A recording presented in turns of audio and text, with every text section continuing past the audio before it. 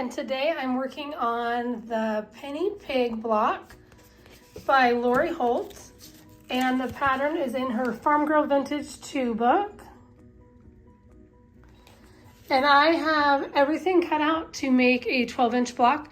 It is 12.5 by 12.5 inches when I finish it, or it will be. When I finish this today, it will be 12.5 inches by 12.5 inches, but once I sew it into my quilt, you lose a 1/4 inch all the way around for the seam allowance, so this block will end up being 12 inches by 12 inches. So there are all my pieces all labeled and ready to sew up. So I am going to share my process of sewing this with you. I won't show any of the cutting instructions or anything because you will have to buy the book, buy the pattern, but this little block is so cute. And I do love the fabrics that I picked out for this block. I think this little pink print here is so cute. Okay, so on this Penny the Pig block, start out by turning the page, and I am going to start with a block A that looks like this. It's a background fabric. There's a line drawn on the back. I'm also going to start out with a leader and an ender. I'm sewing up my 9-pouch block still.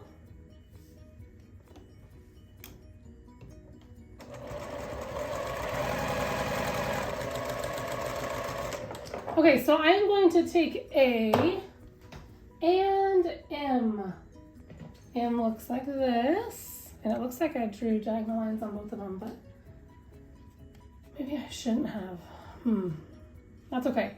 Okay, so I have this, and I have M, and it says to stitch on the line and trim away a 1/4 inch and press.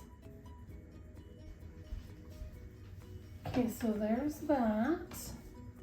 And then I'm going to take K, that looks like this, and I'm going to place this on here like this. Oh, this is why that line was on there. I did it wrong. Oh well. Okay, and then I'm going to stitch on the diagonal here and then trim it away. So I'm just going to use my seam tape for this. My diagonal seam tape that I have on my machine.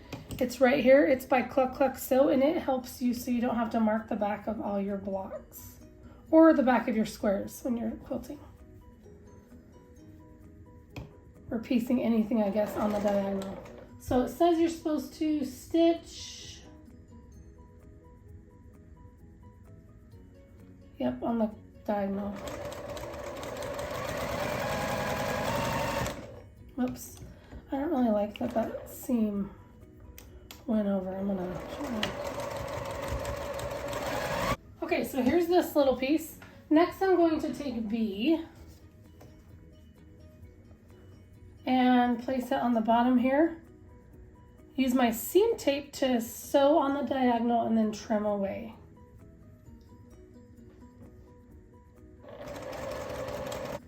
Okay, so this is what this looks like.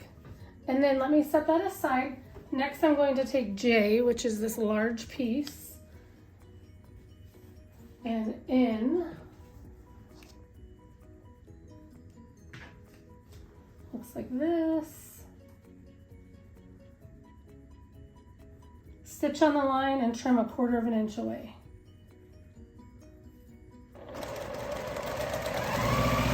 Okay, so this one is done, and it is supposed to look like this. So I will set that aside. I also pressed 1 9-pouch.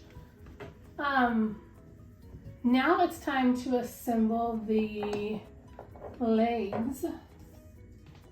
So here's P and D, C, and where's L? L and L. Okay, so let's see.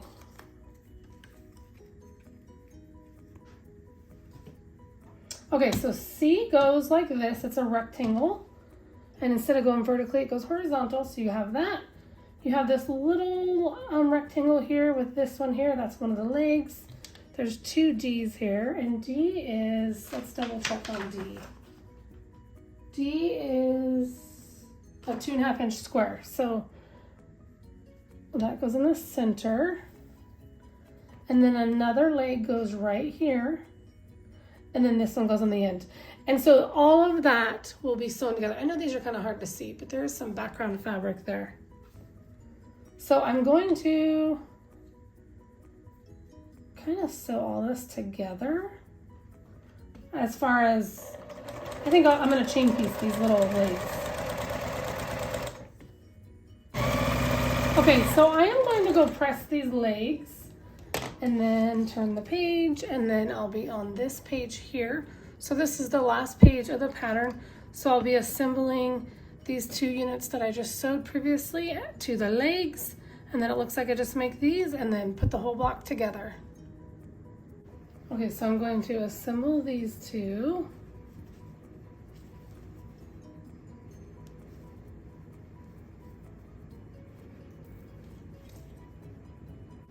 Okay, so I have to add the little feet to there. And then I'm just getting my leader and ender block pinned and ready to sew.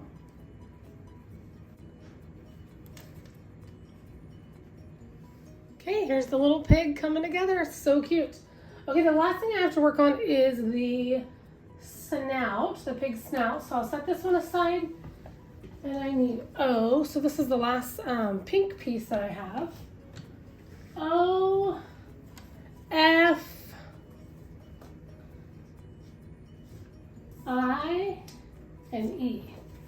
So it goes like this. Okay. So on here we have F. These 2 get sewn together like this. Whoops. See, all these threads, they drive me crazy every day. Okay. So here we go. So these 2 will be sewn together, then they'll be attached to this background fabric here, and then I need to attach it to this background fabric here. So lots of time for my leaders and enders. I tell you what, I end up sewing a lot of those.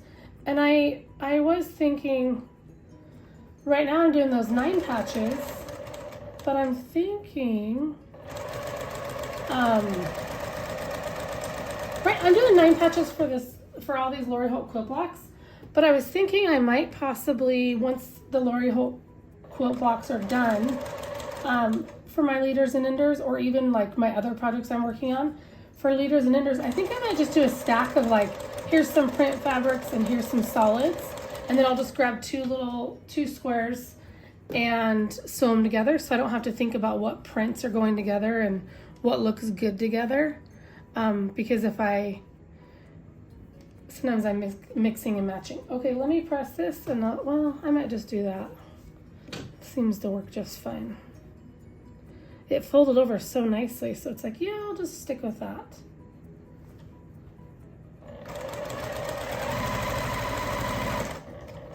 And then I'm going to add this to here, so I will have another 9 patch block added to my pile. And guess what? I say that a lot too. I'm always saying I'm adding another 9 patch block to my stack of blocks. But it is fun. I'm really curious to see how my these leader and ender blocks, these 9 patches, I wonder how it all look together in a quilt. I'm not sure what I'll do for like a final quilt, if I'll put sashing. Sometimes I think about it and not sure how it will all come together. But okay, so now I'm just going to sew the last seam on this 9 patch. And I do go back and forth. It's like I'm sewing a 9 patch, I'm sewing my leaders and enders. So if you get confused, I'm sorry. I just call it both. So this is how this will look. So I'm making sure I'm putting them this pink and white in the right order, these strips. Okay, so if you guys are watching this video And you guys, so here's my name patch. Let me press that. And here's this. Let me press this snout piece and then I can attach it to my pig. But if you're watching this video and you want to comment and chit chat with me, what are some of your favorite online shops? I'm curious if anybody has any favorite online shops and, you know, maybe you've always been happy. The only shop I've shopped out online is Missouri Star. I haven't ever ordered from Fat Quarter Shop, but I do love them. I watch their videos and stuff on YouTube. But I haven't ever shopped with Fat Quarter Shop. But I have shopped with Missouri Star. I'm curious what are some of your favorites or ones you just like, some online fabric shops that you like. Does anybody have anything they want to share? You guys should let me know if you do. So my 9 patch is pressed, so I'll set that aside. And here is the snout, and it has to be added to the left here. So let me pin this. Okay, so I sewed the snout on here, and now I just need to add on a side border, which is H. So this will go on the side. This is H. And then once that's done, I can add G to the top like this. And then the pig does sit in some mud, so this will go on the bottom, and this is Q.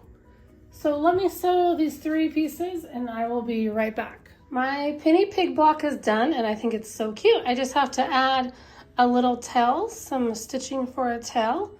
I was able to finish a couple, well, three 9 patch blocks. These were my leaders and my enders. So that's exciting to have those added to my pile. These ones are 2.5 inch squares sewn together, and each block finishes at 6.5 by 6.5. Or it doesn't finish. Like right now, if I were to measure this block, it's 6.5 inches by 6.5 inches. So just to give you an idea, I did mention that earlier, but I wanted to tell you again. So got those done. Got my block done, penny pig block. And I also wanted to share, so this is my list here. Penny pig block was number 20. So I have 6 blocks left to sew. So 4 from book 2 and 2 that I want to sew from the spelling bee book. So I have a total of 6 blocks left to sew. And I just want to say thanks so much for watching, you guys, and I will see you next time. Bye.